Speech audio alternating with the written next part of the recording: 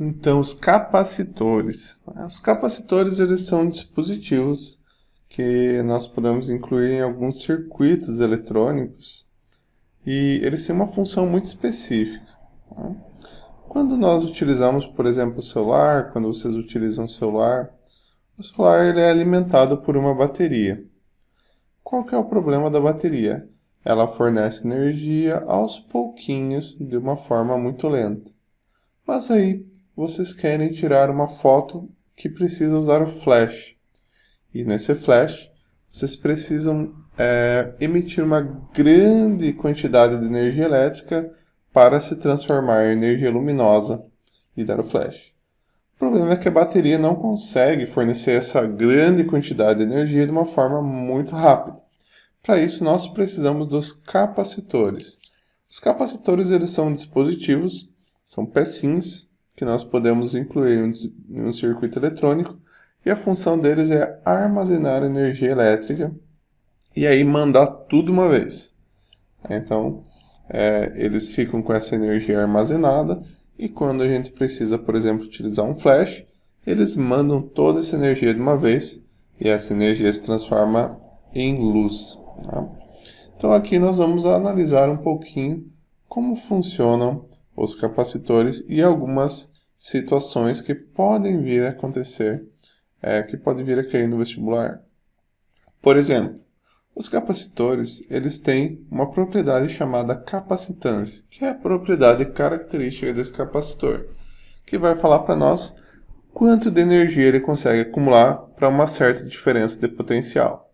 Por exemplo, se eu colocar esse capacitor a uma diferença de potencial aqui de 220 volts, que é a nossa voltagem, que é a nossa tensão da nossa rede, ele vai conseguir armazenar uma certa carga. Ele vai conseguir armazenar uma certa carga. E aí, se eu variar essa diferença de potencial, a capacitância, a carga varia. Então, a capacitância é uma constante para o capacitor. Quanto maior a diferença de potencial, maior a carga que ele consegue acumular e, consequentemente, liberar tudo de uma vez. Então, vocês percebem que no momento que a gente tira a foto com o flash, ele precisa de um tempinho para carregar novamente. Não muito tempo, mas tem um delayzinho ali, dependendo do circuito. Alguns circuitos têm os capacitores melhores, alguns piores. Um lugar que utiliza muito capacitor são as televisões. Aí tem um problema muito sério, que muitas pessoas acreditam que se está fora da tomada, está tudo bem. E alguns circuitos, com os capacitores principalmente, eles se mantêm energizados mesmo após tirar da tomada. E aí pode ser um perigo para pessoas que querem desmontar esses dispositivos e podem vir a levar um choque bem intenso. Que tem alguns capacitores que armazenam muita carga. Então tem que cuidar. Equipamentos com capacitores, não dá para mexer sem ter alguns cuidados. Mas então, nós vamos analisar aqui dois tipos de capacitores, que são os capacitores esféricos e os capacitores planos, mas esse aqui é o POP. Esse aqui é o que mais pode ser cobrado. Esse aqui é muito simplesinho, mas quase não é utilizado. Praticamente os capacitores são todos desse formato aqui. Então, olha só, os capacitores esféricos, aqui nós analisamos a capacitância de um capacitor em relação à carga e o U, em relação a essa constante, e aqui nós vamos analisar a capacitância desse condutor em relação às suas especificações, como material, como tamanho desse capacitor. Por exemplo, nos capacitores esféricos. Percebam que a capacitância depende apenas do raio desse capacitor esférico e do K, que é a constante elétrica do meio. Então ele só depende do raio e do meio. Não depende do material que esse condutor é formado. Muito simplesinho. Esse aqui quase não cai no vestibular. O principal são os capacitores planos. Capacitores planos Aqui então nós temos um circuitinho, que é essa parte rosa, pecinha de metal, e dentro dessas plaquinhas planas de metal, nós temos um material chamado material dielétrico. Que a função dele é fazer esse isolamento para as duas plaquinhas não se encostarem. Por quê?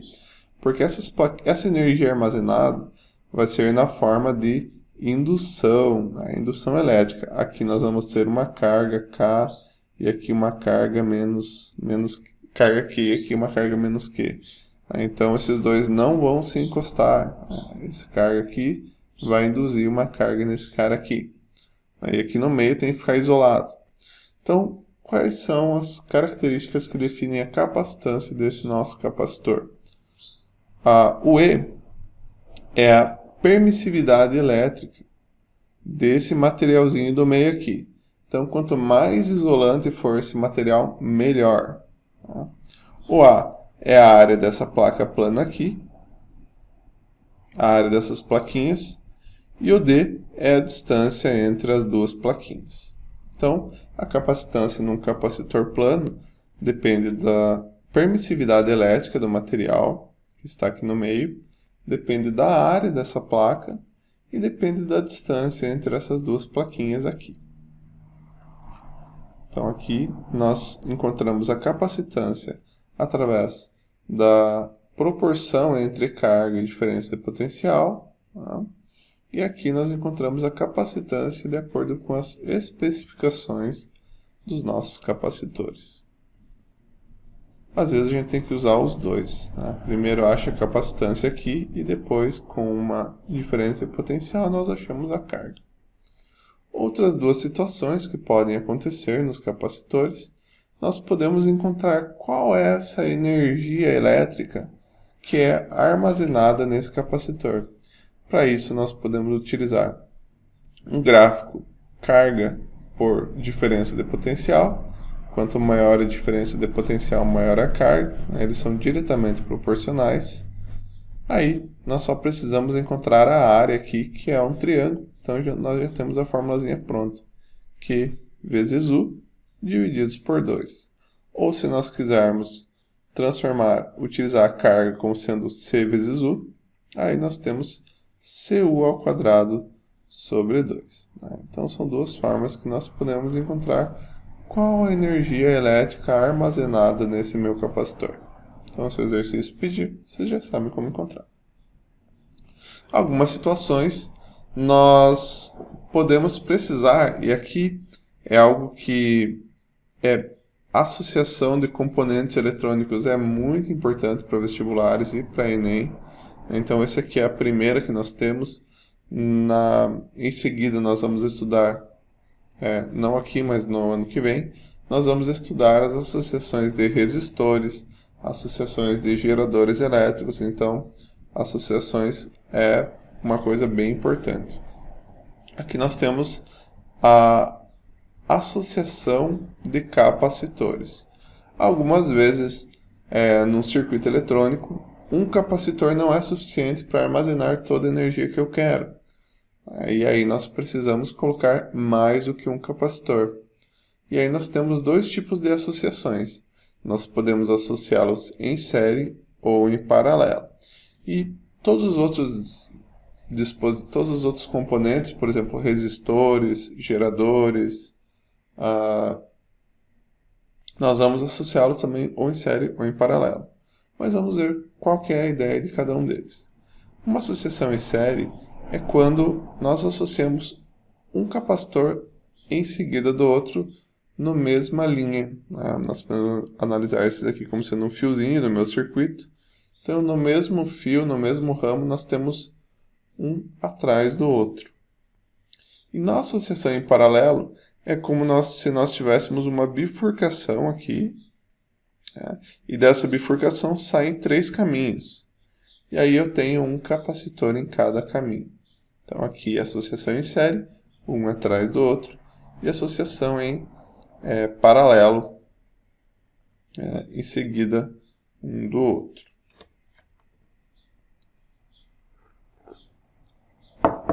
Só um pouquinho que aqui está trocado, né? Deixa eu apagar.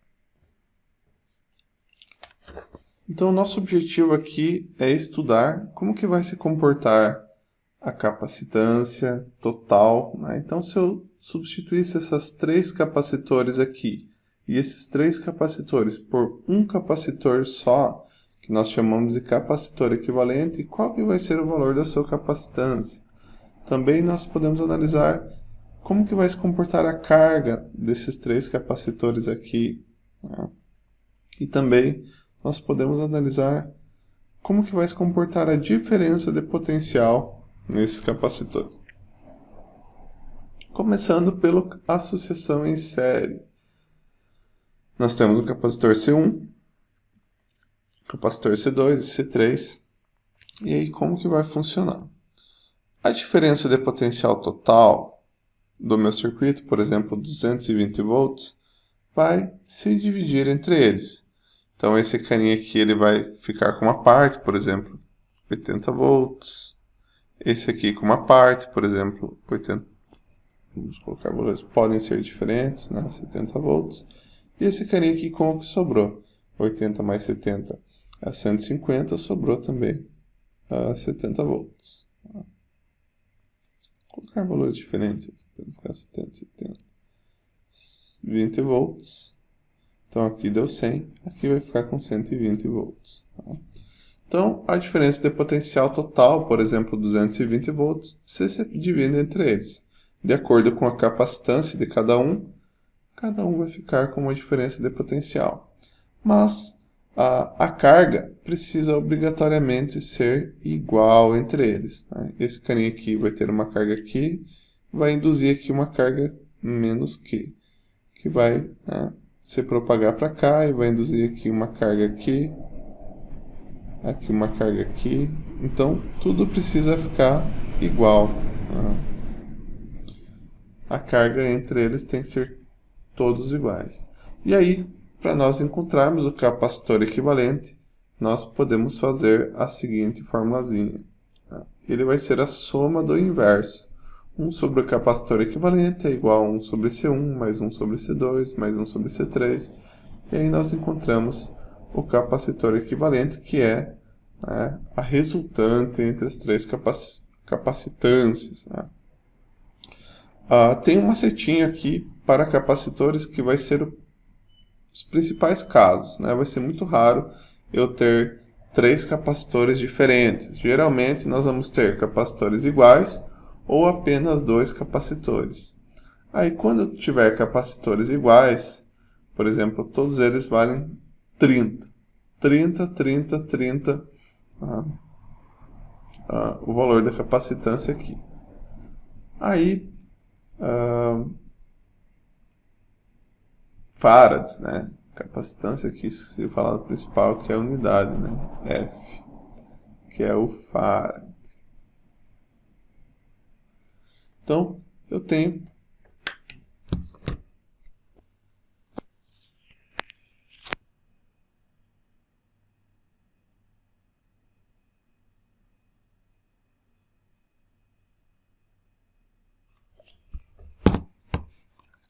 é o farad. Então,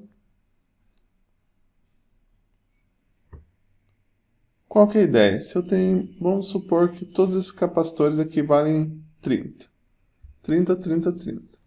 Aí, nós só precisamos pegar o capacitor que é igual para todos, que é o 30, e dividir pelo número de capacitores, que é 3. E aí fica 10. Né? Então, é um macetinho que fica muito simples e eu só preciso dividir. Na verdade, já é feito o mínimo aqui, né? Soma 1 mais 1 dá 3, inverte. E aí, é só pegar o valor da capacitância que é igual e dividir. E se eu tenho 2 capacitores, eles podem ser diferentes, é só fazer C1 vezes C2 sobre C1 mais C2. E aí nós temos o capacitor equivalente. Agora, na associação em paralelo, ela acaba sendo um pouquinho mais simples. Né? O capacitor equivalente eu só preciso somar os 3, uma soma simples. C1 mais C2 mais C3. A carga vai ser diferente. Aqui a carga é igual, aqui a carga vai ser diferente se os capacitores forem diferentes. Né? E a diferença de potencial em paralelo, ela é igual para todos. Por quê? Quando eu tenho uma bifurcação aqui, aqui o total é 220, cada ramo vai receber 220 volts. 220, 220, 220. E aí, acaba que a diferença de potencial é igual para todos. E a carga total vai ser a soma das três cargas, né? Cada uma dessa carga vai ser diferente, aí nós só precisamos somar as três cargas. Então, numa associação de capacitores, primeiro nós analisamos que tipo é, se é em série ou em paralelo. Numa associação em série, a diferença de potencial se divide. Numa associação em paralelo, a diferença de potencial é igual para todos. Numa associação em série, a carga é igual para todos, que é igual à carga total. E numa associação em paralelo, a carga total é a soma das três. O capacitor equivalente numa associação em paralelo, eu só preciso somar. Numa associação em série, nós somamos o inverso. E aí aqui tem os macetinhos para encontrar o capacitor equivalente. Beleza?